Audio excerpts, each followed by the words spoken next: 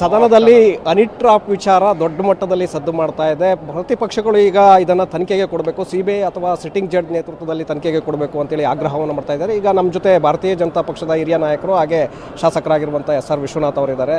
Sir, ಇದು ಎಷ್ಟರ ಮಟ್ಟಿಗೆ ಸರಿ ಅಂತ ಹೇಳಿ? ಅಲ್ಲ, ಸರಿ ಅಂತ ನಾವು ಹೇಳೋದೇ ಇಲ್ವಲ್ಲ. ಯಾಕಂದರೆ ರಾಜಕಾರಣದಲ್ಲಿ ಚುನಾವಣೆಗಳು ಬರ್ತವೆ, ಒಂದು ಸಾರಿ ಆಡಳಿತ ಪಕ್ಷ ಇರೋರು ವಿರೋಧ ಪಕ್ಷ ಆಗ್ತಾರೆ, ಸೋತಿರೋರು ಗೆಲ್ತಾರೆ, ಗೆಲ್ತಿರೋರು ಸೋತಾರೆ. ಅದು ಅವರ ಬಲ ಅಲ್ಲಿ ನೋಡಬೇಕು. ಆದರೆ ಇವತ್ತು ಹನಿ ಟ್ರ್ಯಾಪನ್ನು ಅಡ್ಡವಾಗಿ ಇಟ್ಟುಕೊಂಡು ಸರ್ಕಾರವನ್ನು ಅಸ್ಥಿರ ಮಾಡ್ತಕ್ಕಂಥದ್ದು, ಸರ್ಕಾರದಲ್ಲಿರ್ತಕ್ಕಂಥ ಮಂತ್ರಿಗಳನ್ನು ಅವರನ್ನು ಸ್ಥಾನದಿಂದ ಇಳಿಸ್ತಕ್ಕಂಥದ್ದು, ಅದರಿಂದ ಮುಖ್ಯಮಂತ್ರಿ ಸ್ಥಾನಕ್ಕೆ ಕೂತು ತರ್ತಕ್ಕಂಥದ್ದು, ಇದು ಇವತ್ತು ಅವ್ರಿಗಾಗ್ಬೋದು, ನಾಳೆ ಇನ್ನೊಬ್ರಿಗಾಗ್ಬೋದು. ಇದು ಸರ್ವತಾ ಸರಿಯಲ್ಲ ಅಂತಕ್ಕಂಥದ್ದು. ಜೊತೆಯಲ್ಲಿ ನಿನ್ನೆ ಹಿರಿಯ ಮುಖಂಡರು ಮಂತ್ರಿಗಳಾದಂಥ ರಾಜಣ್ಣವರೇ ಗಂಭೀರವಾದಂಥ ಆರೋಪವನ್ನು ಮಾಡಿದ್ದಾರೆ. ನನ್ನ ಹತ್ರ ದಾಖಲೆಗಳಿದೆ, ಅದನ್ನು ಕಂಪ್ಲೇಂಟ್ ಕೊಡ್ತೀನಿ ಅಂತಕ್ಕಂಥ ಮಾತನ್ನು ಹೇಳವ್ರೆ. ಮತ್ತು ಇದನ್ನು ಫ್ಯಾಕ್ಟ್ರಿನೇ ಓಪನ್ ಮಾಡವ್ರೆ. 48 ಜನದ ಮೇಲೆ ಇದು CD ಹನಿ ಟ್ರ್ಯಾಪ್ ಆಗಿದೆ ಅಂತಕ್ಕಂಥ ಮಾತನ್ನು ಹೇಳಿದ್ರು. ಯಾಕಂದ್ರೆ 48 ಜನ ಅಂದರೆ ಅವ್ರಿಗೆ ಆ ವಿಚಾರ ಎಲ್ಲ ಗೊತ್ತಿರ್ತದೆ.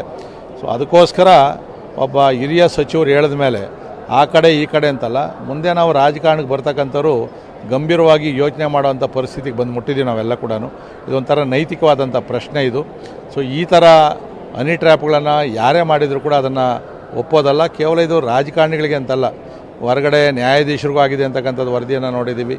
ವ್ಯಾಪಾರಸ್ಥರಿಗೆ, ಅಧಿಕಾರಿಗಳಿಗೆ ಹನಿ ಟ್ರ್ಯಾಪನ್ನು ಮಾಡ್ತಕ್ಕಂಥ ಒಂದು ದೊಡ್ಡ ತಂಡ ಇದ್ದು ಅದನ್ನು ಅಡ್ಡ ಇಟ್ಕೊಂಡು ಬ್ಲ್ಯಾಕ್ ಮೇಲ್ ಮಾಡಿಕೊಂಡು ಅವ್ರ ಹತ್ರ ಕೆಲಸಗಳನ್ನು ಮಾಡ್ಕೊಳ್ತಕ್ಕಂಥದ್ದು ಕೂಡ ಪತ್ರಿಕೆಯಲ್ಲಿ ನೋಡಿದ್ದೀವಿ.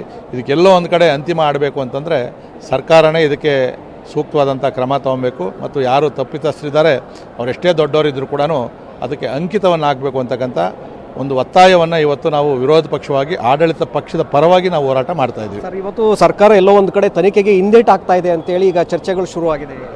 ಬಹುಶಃ ರಾಜಣ್ಣವ್ರು ಮಾಡಿರ್ತಕ್ಕಂಥ ಆಪಾದನೆ ಸರಿ ಇರ್ತದೆ. ಯಾರ ಮೇಲೆ ಅವ್ರ ಟಾರ್ಗೆಟ್ ಅವ್ರ ಮನಸ್ಸು ಒಳಗಡೆ ಐತೆ ಯಾರು ಮಾಡವ್ರೆ ಅಂತೇಳಿ.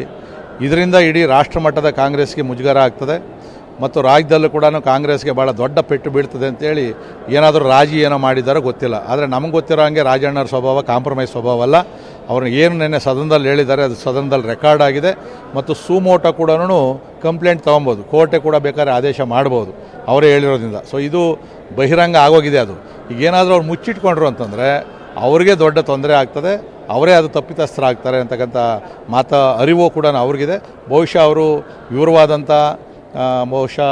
ಅವರು ಲಾಯರ್ಗಳನ್ನು ಕನ್ಸಲ್ಟ್ ಮಾಡಿ ಹೆಂಗೆ ಕಂಪ್ಲೇಂಟ್ ಕೊಡಬೇಕು, ಯಾವ ಥರ ಅನ್ನೋದ್ರ ಬಗ್ಗೆ ಸರಿಯಾದ ದಾಖಲೆಗಳ ಸಮೇತ ಅವ್ರು ಕೊಡ್ಬೋದು ಅಂತಕ್ಕಂಥ ಮಾತನ್ನು ನಾನು ಹೇಳ್ತೀನಿ. ಸೊ ನಮ್ಮ ವಿರೋಧ ಪಕ್ಷದ ನಾಯಕರು ಯಾಕೋ ಈ ಕಳಿಂಗ ಯುದ್ಧ ಆದಮೇಲೆ ತಟಸ್ಥರಾಗಿ ಬುದ್ಧ ಅನುಯಾಯ ಇದ್ರಲ್ಲ ಆ ಥರ ಏನಾಗೋಗ್ಬಿಟ್ಟವ್ರು ಅಂತೇಳಿ ಅನುಮಾನ ಇದೆ. ಬಹುಶಃ ನಾವೀಗ ಇಂದಿನ ಅಶೋಕ್ ಆಗಿ ಅಂತೇಳಿ ಸ್ವಲ್ಪ ಒತ್ತಾಯವನ್ನು ಕೂಡ ನಾವು ಮಾಡ್ತಾಯಿದ್ದೀವಿ. ಇವತ್ತೇನೋ ಸ್ವಲ್ಪ ಉಗ್ರವಾದ ಹೋರಾಟವನ್ನು ಮಾಡೋದಕ್ಕೆ ನಮಗೂ ಪ್ರೇರೇಪಣೆಯನ್ನು ಕೊಟ್ಟಿದ್ದಾರೆ. ಬಟ್ ಒಂದಂತೂ ಹೇಳ್ತೀವಿ, ನಾವು ಅವ್ರ ವಿರೋಧ ಪಕ್ಷದ ನಾಯಕರಾಗಿ ಸಮರ್ಥವಾಗಿ ಕೆಲಸ ಮಾಡಬೇಕು. ಅವ್ರು ಯಾವಾಗ ಮಾಡಲಿಲ್ಲ ನಾವಂತೂ ಸುಮ್ಮನೆ ಇರಲ್ಲ. ಇದಿಷ್ಟು BJP ಶಾಸಕರಾಗಿರುವಂಥ SR ವಿಶ್ವನಾಥ್ ಅವರ ಅಭಿಪ್ರಾಯ. ಕ್ಯಾಮ್ರಾ ಪರ್ಸನ್ ಸಿದ್ದು ಜೊತೆ ಶಿವಕುಮಾರ್ ಜೋಳಿ, TV5 ಬೆಂಗಳೂರು.